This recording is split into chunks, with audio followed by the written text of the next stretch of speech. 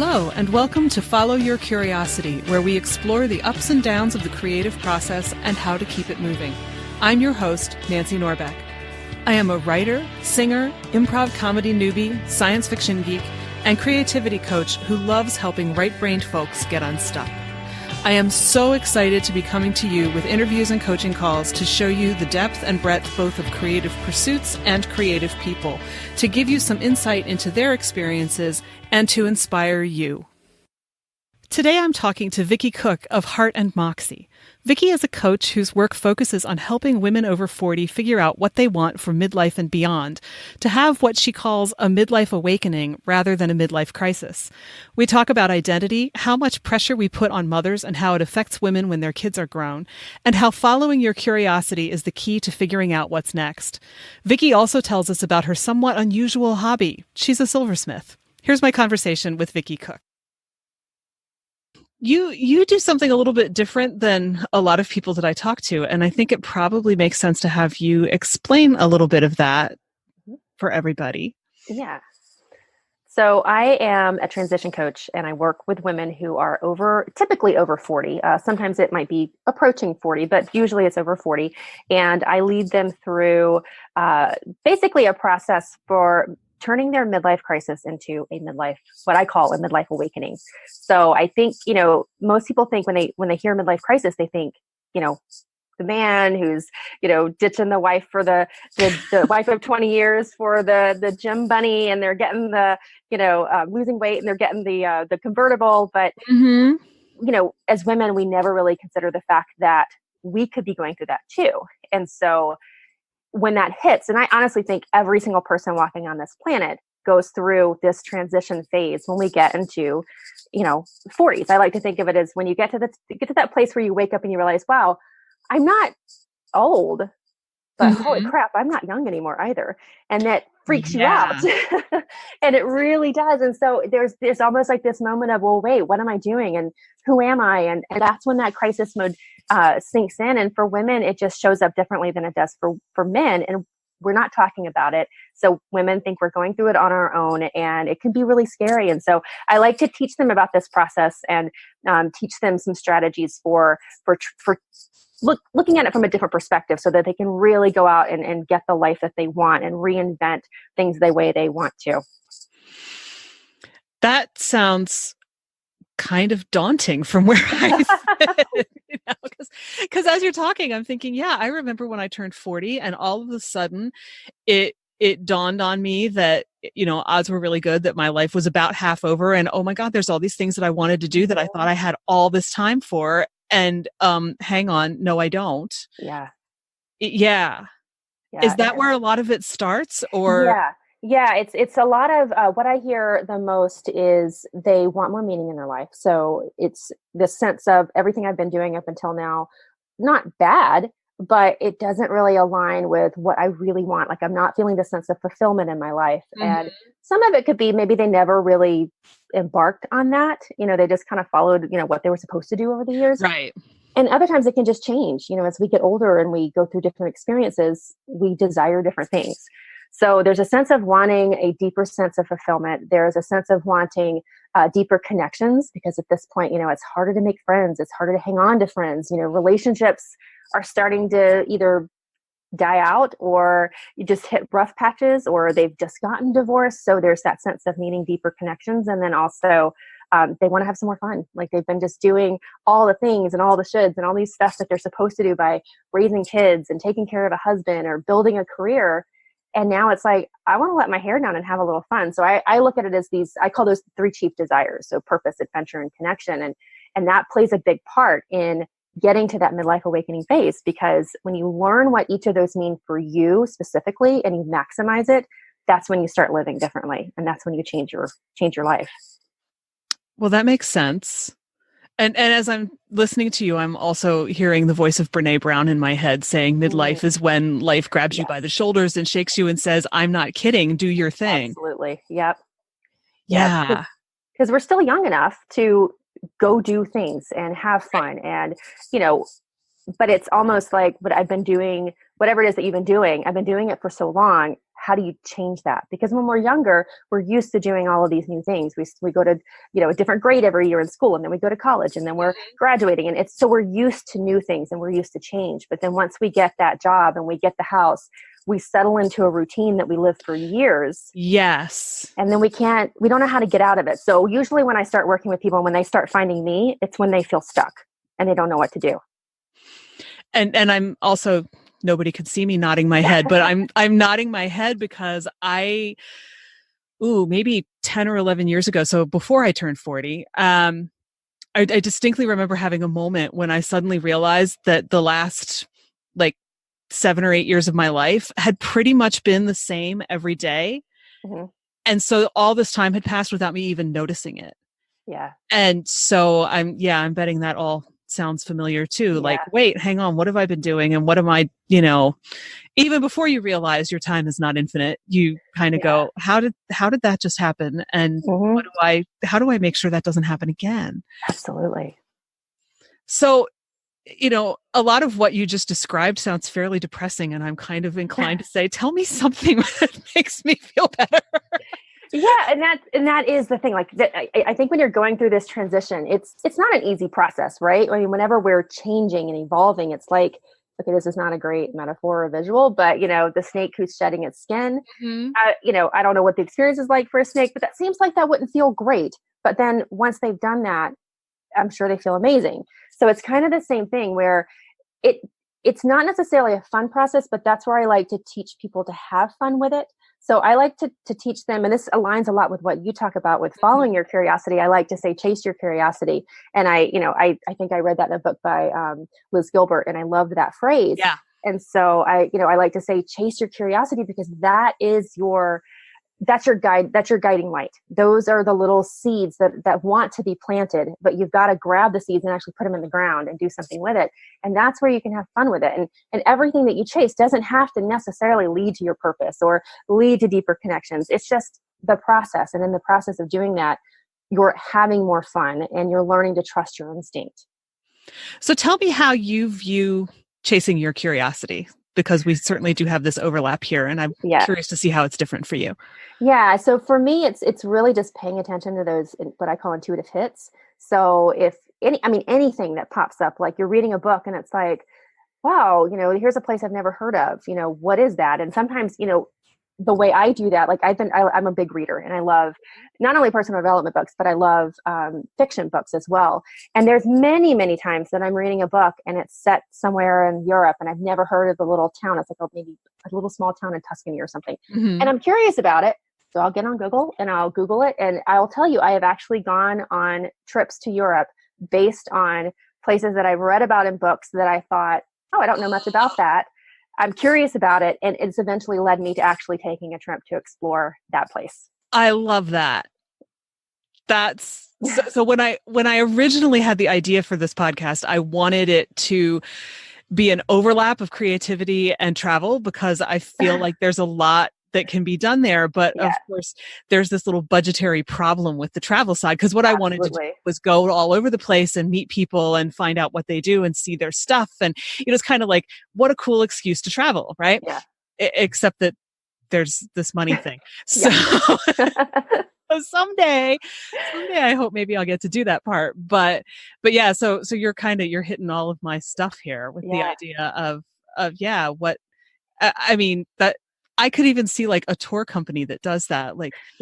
And I'm not one for group tours, but I could totally see somebody saying, I'm going to do tours to all of these places from different books. And, that would be awesome. And make that happen. Kind of like there are Harry Potter tours, right? But you go way, way beyond that. Absolutely. And, even if funds is a problem and it's like, gosh, I can't afford to go take all these big trips. Another thing I like to tell people is, you don't have to, you can just pull out a map of where you live, look at a circle that's 2 hours around you. Where have you never been that's within 2 hours? And then get in the car and go there. And that fulfills that same deep desire of adventure and experiencing something new and just being curious. Like, I've heard about this place that's 90 minutes away. Why don't I go check it out? Yeah. Well, and since you mentioned Liz Gilbert, which is also where I got the phrase, follow your curiosity, when she talks about that, she wrote her book. I think it's called The Signature of All Things. Is that right? I Um, think Big it's the one that Magic is came where out a I couple got of it. years ago, and is a novel, and it kind of, I think, surprised everybody with how good it is, because I think people forgot that she was originally a novelist. Hmm. But it was advice that she was given by a friend when she said, I don't know what to do, I don't know what to write about. And her friend Hmm. said, follow your curiosity. And she started digging into gardening, and it ended up Yeah. with this whole novel coming out of it. So Yeah. it can take you all sorts of interesting places you don't expect, Oh, absolutely. which, Absolutely. I just feel like she kind of validated that in her own life Yeah. very nicely. And Big Magic is great too. But, Yeah. I still haven't read the novel, and I really feel like I should. Yeah. So yeah. So how does it tend to work for people? And I know, there's no one path, and everybody's Hmm. probably different.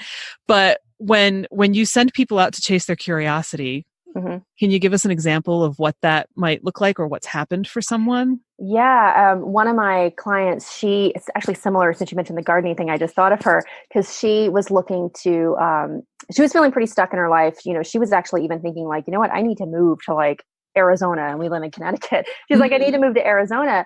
And, she was feeling a lot of guilt about uplifting her whole family to potentially do that. And, when we started to, explore curiosity, one thing that she wanted to do, and this was actually more from a self-care basis, she wanted to start having fresh flowers in her house. So she started just buying fresh flowers. Like I think once a week she would buy herself some flowers. And eventually, after a couple of months, she decided to plant a few. And eventually, after a couple of months after that, she ended up really getting into gardening, and not so much like vegetables, but like flowers and things like that, because she loved it so much. So just from, hey, from a self-care perspective, I want to buy myself flowers, it led to this new passion that she uncovered of growing flowers, which I thought was so beautiful. Yeah. Well, and also, before you got there, I thought buying fresh flowers gets expensive. It does. So yeah, now she has her own supply and something she loves to do. That's Yeah. fantastic. Yeah. That's Yeah. awesome. I So have how another. Oh, oh, sorry. I was sorry, going go to say I ahead. have another client she's in the process of getting a divorce, and she's exploring. She just signed up for a ballroom dancing class. She's like, I've been wanting to do this for years, and she just signed up for a class. And she's like, I had so much fun with it. And it was really scary, but it was so much fun. So I'm curious to see where she takes that. Mhm. But I love that she stepped out of her comfort zone to just chase something that she was curious about. Yeah. So how did you come to working with women at midlife? I think because I was going through that.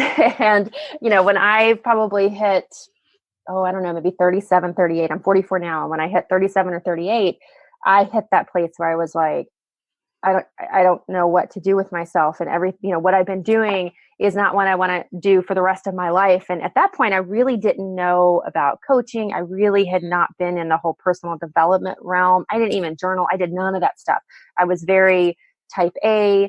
I was more on the, math science side of things. And somehow around that, I started, I don't know, probably picked up a book. I don't remember exactly how it started, but I started trying to figure out answers to my questions Hmm. about what was the next step for me. And as I went through working with a coach and learning what coaching was and digging more into all of this stuff about personal development, I had a blog back at the time that I called it Random Little Things. It's not around anymore, but I wrote about just random things I liked because I liked that writing process. And then I started to write about the personal development piece. And it was really about trying to teach women to put themselves first from time to time and follow things that they loved. And it eventually just evolved over time, where I really saw a need for women in, at the time I was looking at like Generation X, because I was like, there was a need there. Gen X is considered the middle child, the forgotten generation, because, I mean, everybody focuses on baby boomers and millennials because Right. they're such a huge, and we're just stuck in the middle. Hmm. And I was like, this isn't cool. We need to be talking to each other, and we need to be connecting, and we need to be discussing what's happening right now. And so as I went through my own process, it just inspired me to reach out and to help other women to do the same thing. That makes sense. And I think that a lot of us who are in coaching are here because we at some point needed it or saw the need somewhere and ended up there through accident, or I say accident. It's not really accidental. I just didn't know it existed. Exactly. And then one day I did. Yeah. So yeah, but I'm very curious since you mentioned journaling. Hmm. Do you journal now? I do. Yeah. Can you And talk a little bit about that? Because absolutely. I'm a writer and I've tried to keep a journal in the past, and I've always, like I'll manage to do it for a week or two and then Yeah. and yet and that may not be like, that's probably more like a diary. It may not really be what journaling is supposed to be, Mm-hmm. but I hear wonderful things about it, and I would just love to hear what your experience is. Yeah. I never kept on growing up, and I don't know if it was, I had an older brother, and I don't know if there was a fear of, it being discovered and read. Mm. Um, but it just never appealed to me. And then at one point, I don't know what got me on that path, but I just uncovered like, oh, writing things out actually helps me to get past all the noise in my head and get down into those deeper subconscious levels. And that's what I think is so powerful about journaling. And I think there's even studies out there that show when you write stuff out by hand and you're journaling, you're able to do that. And so I've tried a bunch of different techniques over the years. And for me, I don't journal every day. It really depends on what's going on in my life. If I am, I don't journal that much when things are going really, really well. I tend to journal when things are feeling challenging, or when I feel like, okay, I've got to work through this, something where I'm feeling stuck, or I feel like an inner critic is having too much of an influence in my life. I will journal then. And that always helps me to just see things from a different perspective. I also like to try to, if I'm feeling really, really stuck, I like to write letters to the other parts of myself and then give them the opportunity to reply back, which has been really helpful to just see things allow that piece of me rather to have a voice where I might be trying to drown it out. And it just gives me a different perspective to try to heal things. Yeah, I can see where that would be really useful. What do you do when you're not doing that talking to parts of yourself part? Is there a particular way that you approach it? Oh, just journaling? Yeah. I have obviously a journal, and I just, get comfortable and I just start writing. And I might be say like, look, I've, been, in the last couple of weeks, I've been struggling with this and I'm not really sure why. And I don't really put too many constraints around it. I just honestly just start writing. And a lot of times the first page or two is just, doesn't really go deep. It's really me just kind of outlining, this is what I've been struggling with. This is what I'm not comfortable with. This is what I'd like to feel better about. And then usually I start to get some insight, and it just kind of flows out. I don't really, it happens. Yeah. I don't even write in paragraphs. It's just like, I just let it go. Interesting. 'Cause I think part of me has wondered if I've just been making it too hard. Or not sticking with it long enough. If I'm writing that first page and it's just like, this is just not doing anything. Why am I doing this? And then stop before I get to that part. So that's really interesting to know, because I do feel like there are, different methods and things that people have, but yours sounds really simple and easy and doable. Well, another thing that could be helpful is if you're wanting to, like, I'd really like to figure this piece out. And you're finding like this blank page, a little bit daunting to try to just pour it all out. You could maybe jot down some questions first. Like, what do I want to answer here? What do I want to figure out? And it kind of gives you then a roadmap to walk down while you're writing everything out. It might lead to other things that you didn't even think about. Yeah, that sounds good. Sounds good. So do a lot of your clients find out a lot through journaling too? Do you usually recommend? It depends. Some do. I've had one client in the past who was right up front, like, I don't journal and I want no part of it. So I was like, that's cool. I mean, I do work into the way I work with people. I have a group program that I run, and it's called Moxify Your Midlife. And it's really to walk you through, because actually, I don't think I mentioned this at the beginning. My business is called Heart Moxie. So I call my program Moxify Your Midlife. And it's really to get you that place where you just don't feel as stuck, and it kind of gets you out of the fog and you're starting to see opportunities. And the process that I lead them through is there's, a lesson where I walk them through whatever it is I want them to learn. And then the next piece is I give them a workbook for each of the modules where it's got reflection questions and things in there. So there's an element of journaling without it actually being like, hey, go buy a journal and start journaling every day. It gives them that opportunity to reflect on it before I ask them to then take an action step. So even though I don't necessarily tell everybody you have to go journal, if I'm working with somebody one-on-one, I explore that with them to see if it's something they're open to. But if it's in like my group program, I kind of weave that in because I know that's such a powerful way to get new insight within yourself. That sounds really cool. So how long have you been doing all of this? Oh, I have been doing this probably about 3 years. I went to coaching school, I think almost 4 years ago. Okay. So I started my business right after that. Yeah. So what surprised you the most since you started? Wow, a lot. Okay, you don't have to keep it to just one thing if that's easier. Yeah, I mean, I think just the whole process, and I've heard other people say this that have like a business, being an entrepreneur teaches you so much stuff just about yourself. But, learning where my perceived limitations are and then either seeing how I lean into that or seeing how I get stronger by standing up to that and pushing through it. Which has been probably the biggest thing I've taken away from the whole process. But in terms of like, the business side of things and having a coaching business, it's just all that goes into it. The coaching piece, they don't tell you this in coaching school, that the coaching part where you're actually working with a client is like the tip of the iceberg. It's like there's so much that you have to do before you even get to that place. Yes. And I never even anticipated. I thought, you know what, once I hang my sign on the door, I'm ready to go. And I'm just going to have clients like walking in like, hey, let's work together. They don't tell you that part. I just said to somebody yesterday, I thought I was going to just build a website and they will come, Exactly. Like, it's not like Field of Dreams. It isn't. Nope. They don't just magically know you exist because you put a site on the internet. Yeah. Yeah. So, and I know from teaching and from coaching, and I'm sure that this is true for you too, I was surprised when I started teaching at how much I learned from my students. To the point where there were moments where I felt like, this isn't fair. I'm learning more from you than you are. It just must be. It certainly feels this way. I'm not sure it's supposed to be like this. And yet I kind of think it is. I eventually decided that, if I wasn't learning at least as much from my students as they were from me, I was probably doing it wrong. Yeah. So I'm wondering, like, what have you learned from your clients? Oh, that's a great question. And I totally agree with that, by the way. I like to think of it, we're all teachers and we're all students. So we all learn from each other and we all teach each other.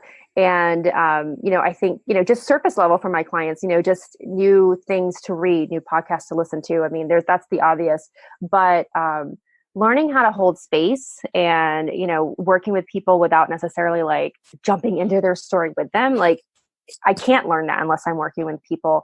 And so I've learned that through people. I've learned how to approach my life differently by seeing how they approach theirs, which I think is such a beautiful gift when you're working with people to be able to see how they approach things and then to be able to then, wow, I can enrich my life just by being in their sphere, which is awesome.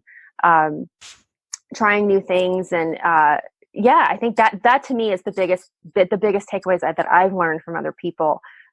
It's just being able to see how all of the different ways that there are for living life. There's not one path for anything. And, I think so many of us think that there's only, I have to do it this way, or that's not an option for me because of X, Y, Z. And yet, just because 3 people go down this one path doesn't mean that there's not another path that's a whole lot better for you. And that's probably the best thing I learned.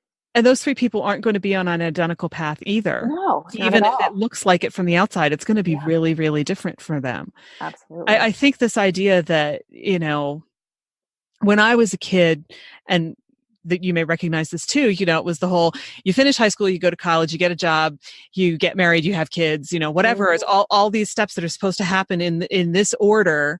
Yeah. And if at some point you do something a little different, whether you choose to, or whether that's just how it works out, it's kind of like, oh, am I a weirdo? I mean, I guess it was 3 years after I finished college, 2.5. I went off to Northern Ireland for 6 months because I could. Oh, that's awesome. because I was not allowed to do a study abroad semester in college. Mm. So when the opportunity to go somewhere for about the same length of time fell into my lap, I wasn't about to say no. And of course, my whole family freaked out thinking, oh my God, it's Northern Ireland. You're going to get blown up. I didn't.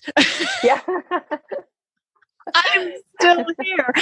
But, it was interesting because some people really didn't understand. My grandparents did not understand. And they had gone on many trips abroad, but they could not understand why I wanted to go stay somewhere for that long. Mm-hmm. And my grandmother literally looked at me and said, if you do this, I refuse to support you. And I thought, okay. Wow. And yet I also knew that the second I got on the plane, she was on the phone telling all of her friends, Nancy's from Northern Ireland. Yeah. So, yeah, okay, Grandma, I'm really buying that one. But at the same time, I also had people saying to me, because I was, what was I, barely 24, yeah, absolutely. You should go do this. You're not married. You don't have any kids. You don't own a house. You are the freest you'll ever be. Yeah. And you should go do this now while you can. Yeah. And it did, it did kind of throw me on a different trajectory in some ways, but I mean, it certainly shaped who I am in ways that never would have happened if I hadn't gone. But it was enough off the beaten path that, yeah, it looks really weird to some people. And they're like, but this isn't where you are on like the Candyland board game of life. Mm-hmm. And you've just taken this total detour. You're not even on the same board anymore. You're on somebody else's game. You're like playing backgammon now. Yeah. And yet you can still come back to the Candyland board. Absolutely. But yeah, I feel like we have this idea that there's this one road that everybody's supposed to be on, and it's really not realistic. And even if there were one plan, it's not like it's going to work the same way for everybody. It's not the timing won't be the same. The route won't be the same. And I think we forget that. Yeah. Like we all have a light inside of us that needs to shine, and what makes my light shine the brightest is not going to be what makes your light shine the brightest. And we have to find a path that feeds that and gives that to us, because we not only deserve that for ourselves, but the world around us deserves that. Can you imagine if everybody was walking around with the ability to shine their light the brightest? Because I think most people's are dim because they don't know how. Can you imagine how amazing this world would be if we each learned to do that and respected everybody else's light, the color of their light, the intensity of their light, however that is? Yes. I mean, what a beautiful world it would be. It would. And I think it's also, it's not even just that the light is so dim for some of us, it's that we're trying to stick ourselves into somebody else's box. Yeah. We're trying to make our light look like somebody else's. Yeah. Because somebody told us that we had to be a lawyer or a doctor or, take over the family business when we don't care about the family business, and yeah, it does sort of, I talked to Dawn Kotzer a couple months ago, and, the way she put it was, it sandblasts your soul. And I think that really is the best way of saying it. It does. It's not all at once. It sometimes isn't even noticeable, but that's what it's doing. Yeah. Yeah. I like to tell people, when you take the reins of your life now, you can't go back and change the past. Right. You can obviously change the future, but if you can take the reins now, what you're doing is you're limiting your regrets. So instead of getting to the point down the road where you look back on your life and you're like, wow, I wish I had done that. I wish I had tried that. You can't change it at that point. But if you can say now, I'm taking the reins right now, and I'm going to be creative, and I'm going to have fun, and I'm going to enjoy it, and I'm going to do what feels right to me. I mean, you're still going to have regrets because that's life, but you're seriously limiting them. And that's taking control of your life.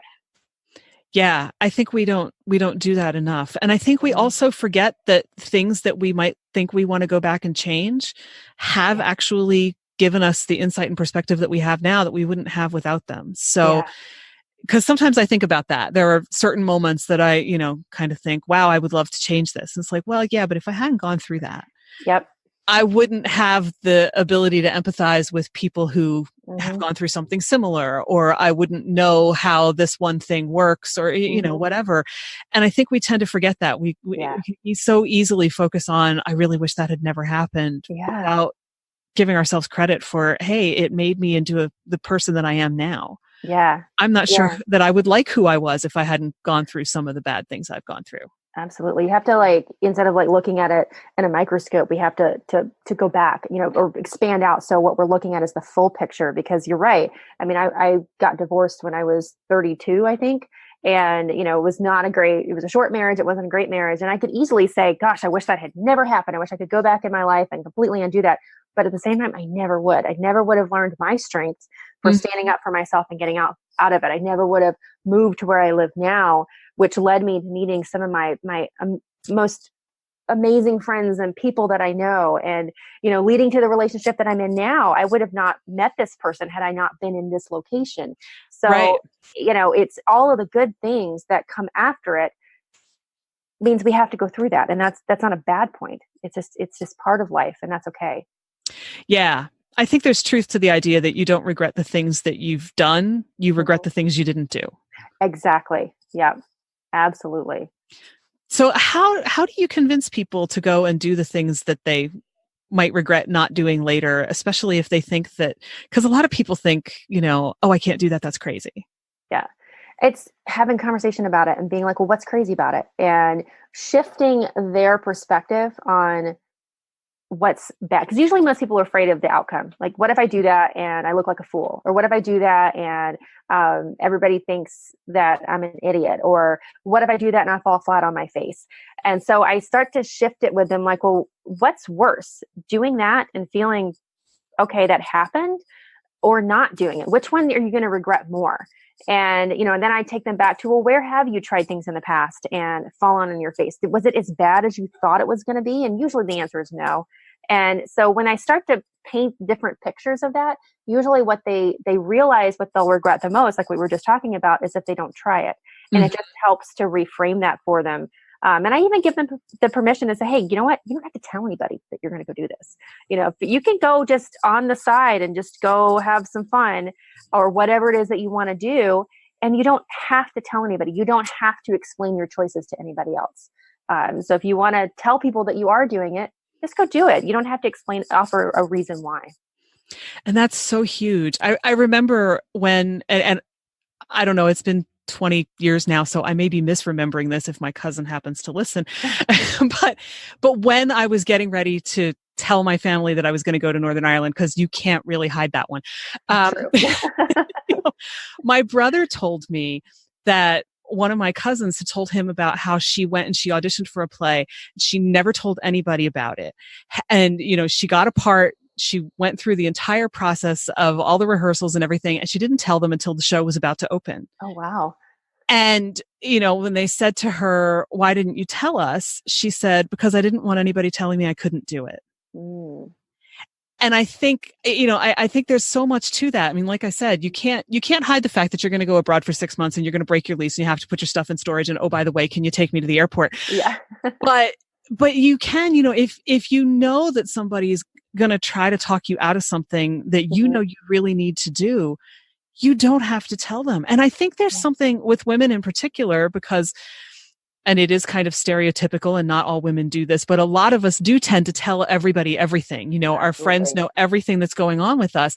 It's hard to remember that it's okay not to tell people. Yeah. To say, this is just for me. Yeah, absolutely. If you're going to say no to something, I like to tell women, I teach them on setting boundaries. And I'm like, when you set a boundary, sometimes all you have to do to set a boundary is just say no. And I said, you don't have to tell them why. And as women, we do that, right? We say, no, I can't make it because I got to go do this, this, this, and this. And it's like, you just have to say no. Yeah, we feel like our excuse isn't good enough. Yeah. And you don't need the excuse. Just say, nope. Or apologize for it. I'm so sorry. I can't, but you don't have to apologize. Why do we all think we have to do that? I don't know. Men don't do that. They don't. No, I work in like a male dominated workforce. And I noticed that, like, when some will come in and like, they got to start a meeting and it's like, okay, everybody, I'm really sorry, but we got to start now. It's like, it's your meeting. It's time to start. Just start the meeting. Don't be sorry. No. Don't be sorry that other people haven't managed to get themselves there yet. Just start. And men never do that. They never apologize just for being. Yeah.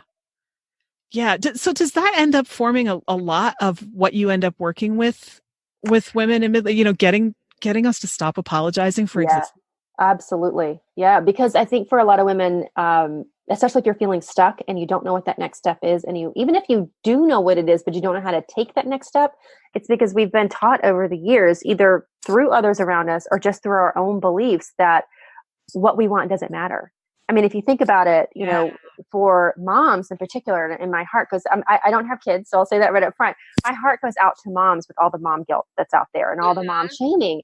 And, like we had, Mother's Day recently, and not that all moms deserve absolute 100% praise for everything, because that's the hardest job ever. Sure. But, I would see posts from, adult children saying, my mom was the best because she put me and my, the kids and the dad and all of us in front of her and her needs for years. And they're getting praised for that. And they should. But at the same time, I couldn't help but think, what's the message that's sending to the moms who've just got a brand new baby?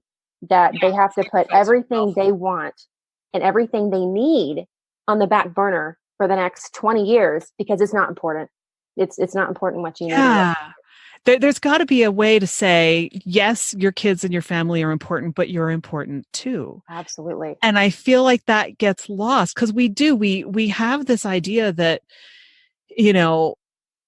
I was just reading something about this the other day, like, the whole history of psychoanalysis and how, Freud was all about tell me about your mother and all of this pressure on mom and how much mom can mess with you. I think this was actually an article about how important dads are and they are. And yet we don't focus on that because we've made it all about mom. And that's not fair to anybody because kids need both. Yeah. And,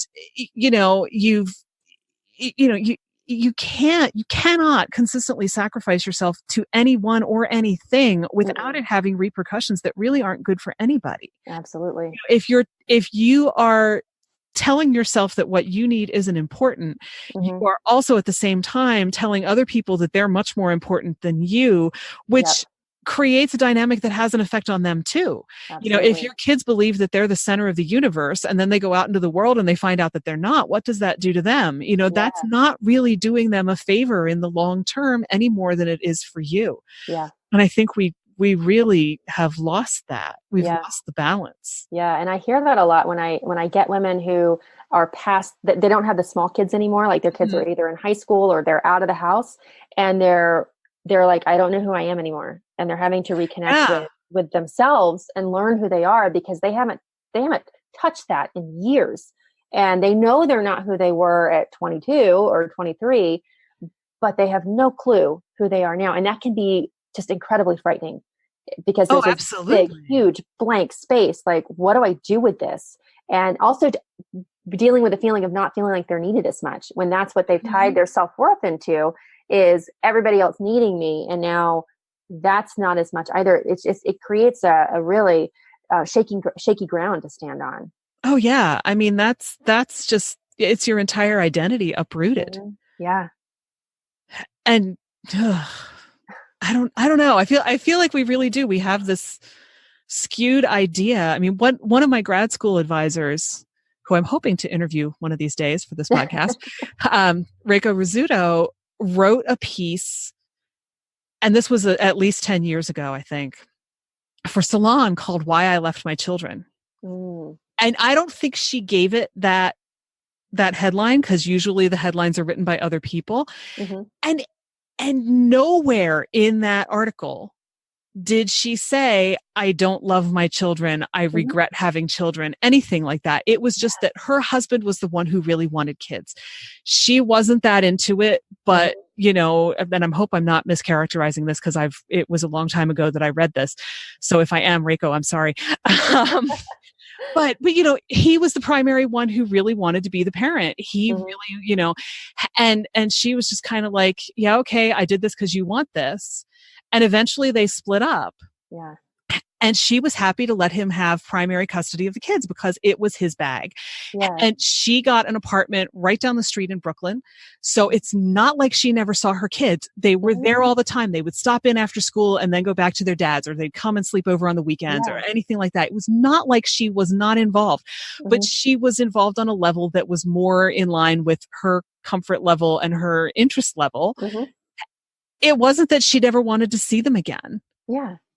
And the response to this article, people literally said she was worse than Hitler. Mm-hmm. Literally said that, Yeah. which is a massive loss of perspective because one killed 6 million people and the other one didn't.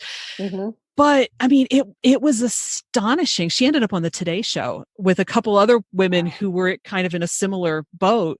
Yeah. And it really, brought home to me how we put all this pressure on women to be mom and be the perfect mom. But being a mom doesn't have to look like cookies every day after school and, doing everything your kid wants and making it all about your kids. It really doesn't have to look like that. And actually, now that I think about it, I mean, that's sort of like the beginning moment of Liz Gilbert's Eat, Pray, Love is you really want kids. I can't do this. I've got to leave. Yeah.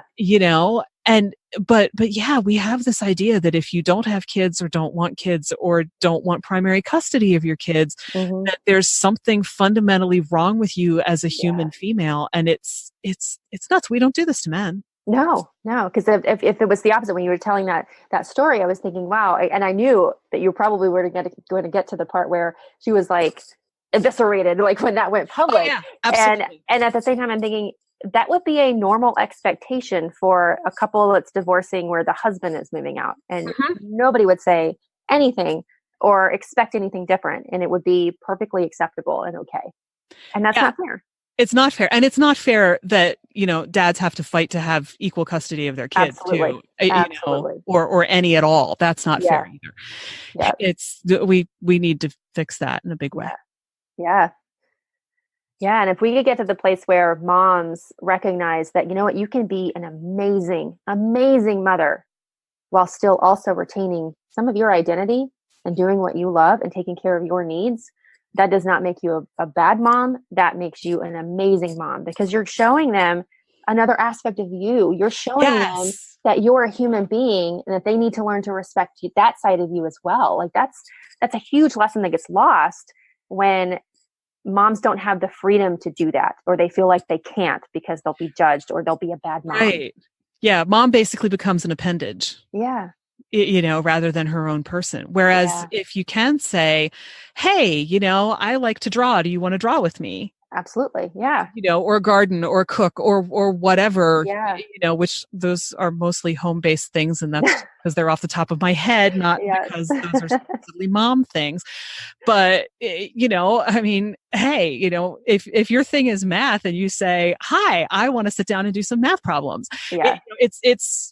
It's the same thing, or science experiment. I mean, I think you need to show your kids that you are a whole person in order for them to be whole people. Yeah. And then when you get to that 40s, that crisis piece isn't as strong or as deep because you still have that sense of identity and you're already exploring what you enjoy doing. So there's not this sense of, oh my God, who am I and what am I going to do? Yeah. And I wonder, so a lot of times with creative blocks, the issue is I don't really think that I should be spending time on drawing or writing, a novel or whatever, because that's not really necessary. It's sort of frivolous. And so, half the battle sometimes is saying to people, it's not frivolous. It's a thing you need to do. You'll be more yourself when you do this thing and you'll have more energy for the other things. It's when you cut off that part of yourself that you're in trouble. And I'm just kind of guessing that you probably have a similar conversation with people. Yeah. Yeah. I like to tell them that those things that they feel are frivolous that actually fill them up, even though they have no perceived value for anybody else. I tell them it's the same thing as plugging your cell phone in at night to charge.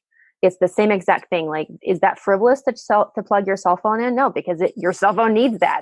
So drawing or writing a novel or whatever your thing is, even if it's just for you, actually benefits not just you. The reach is much wider. And you have to do that as part of like the food for your soul. So you have to do that to plug in your batteries and recharge. Otherwise, you're running on fumes every day, and that's not sustainable. No, it's not. What did we ever do before we had that phrase? How did we explain this to people? Because good question. It feels like such a term of the last 10 years, Yeah. but it's true. I mean, you'll run yourself down. Yeah.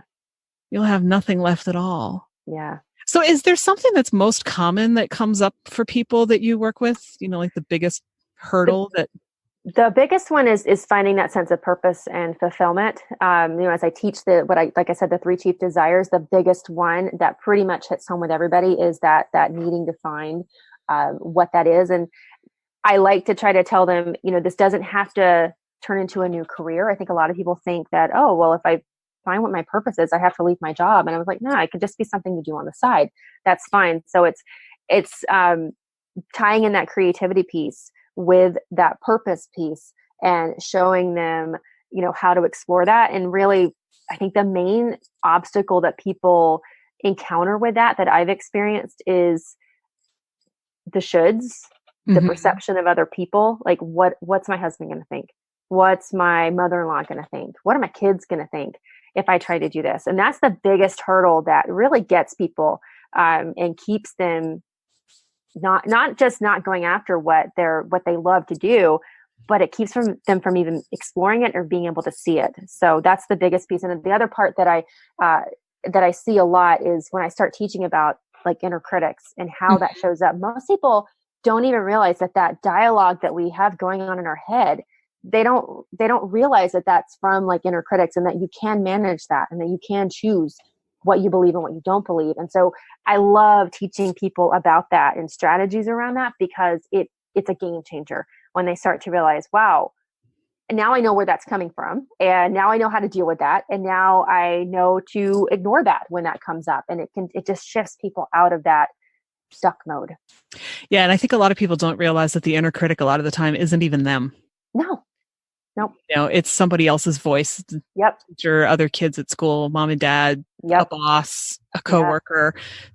It's not them. No, I like to walk them through an exercise where they can see that inner critic, and they can actually personify it and give it a name and give it a voice, and what are they wearing? What do they look like? Because when you do that, that's when you realize, holy crap, this isn't me. This is, yeah. One of mine is that I discovered this year was it's like my biggest inner critic is I discovered when I went through that process with myself that it's actually a little boy, and his name is Joel. And so now whenever I hear that little voice come up, I'm like, all right, Joel, thank you. I got it. We had a conversation on this, but we're okay. Yeah. There's power in being able to talk back to it, especially with the name. Yeah. Yeah. So I know you mentioned to me that you have this little hobby as a silversmith, and I'm curious to know how you got there and what does that look like for you? Oh, okay. So I've always been creative. I've always my mom was always very creative. And so I got that from her. And so, I can always remember back over time, making things. And I love that. And that to me is like, I consider that one of my purposes, even though I don't do anything other than that's what refuels me and that's what recharges me. And so over the years, I've just done different things. And a number of years ago, I took a class on like wire wrapping and stringing beads and all of that kind of stuff to make jewelry like that. And I liked it, but it wasn't something that I loved. Like it didn't like, oh my gosh, I need to be doing this all the time, but I still loved that aspect, and I love jewelry. And then probably about 2 years ago, I wanted to learn something new. And I was curious about, what classes are there at my local art center that I could take. And they had a 1-day class on metalsmithing, silversmithing. And they didn't teach much in it, but it was just to kind of introduce you to the concept. And I was like, well, that could be kind of cool. I don't know anything about that. I wonder what that is.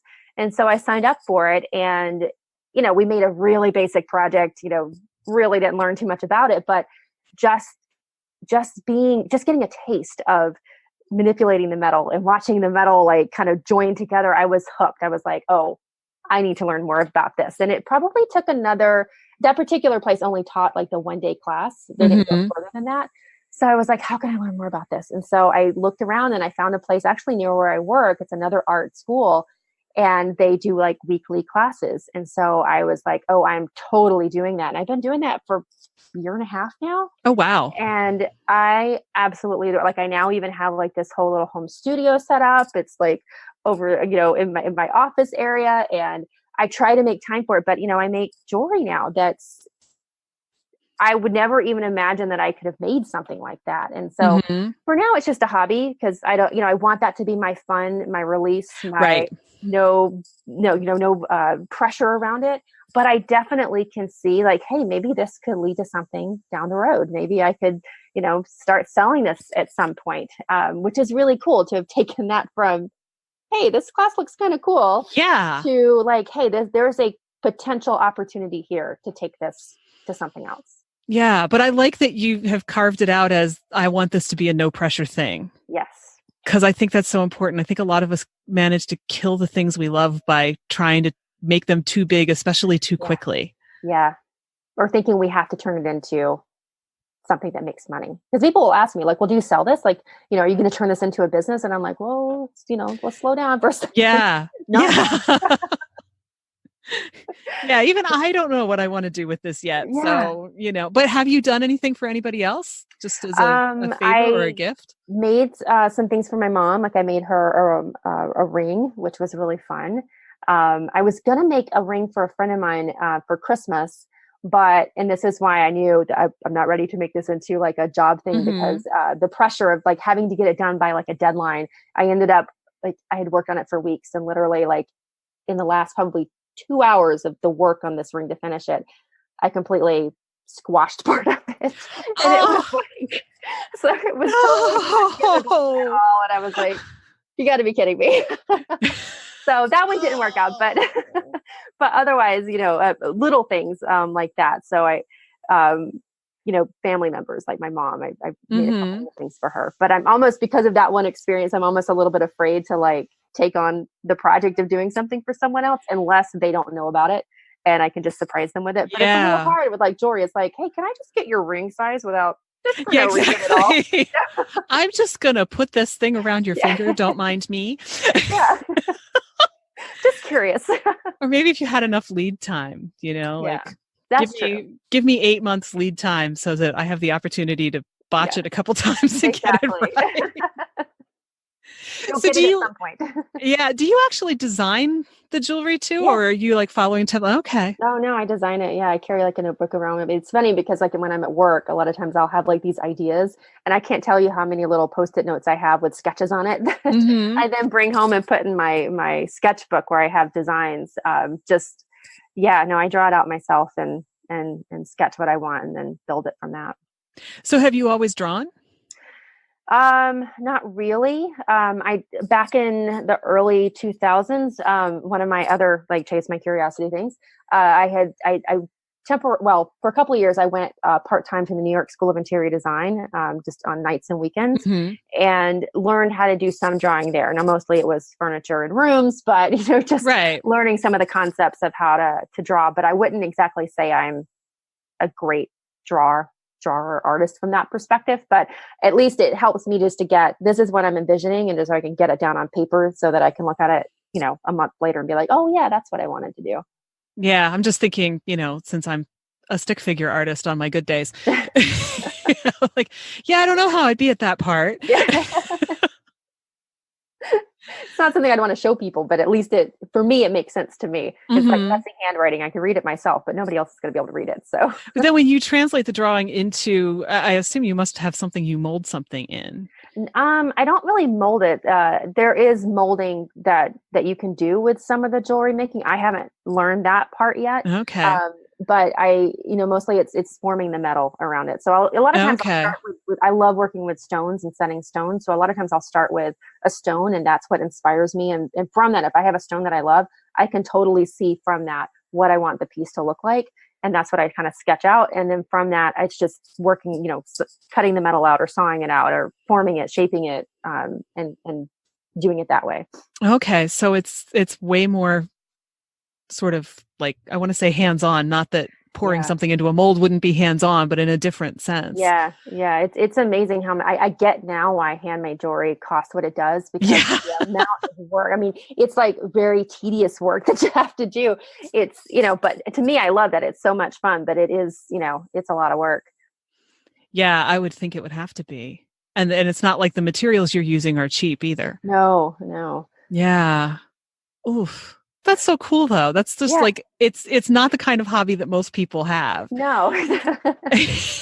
And when you mentioned it, I thought, oh, that's got to be an interesting thing. But also, there was an episode of the TV show Mad About You, Yes. which was on in the 90s, Yep. where, Jamie, the wife, who's this PR expert and everything, she quits her job and she spends like this entire episode trying to figure out what she wants to do now.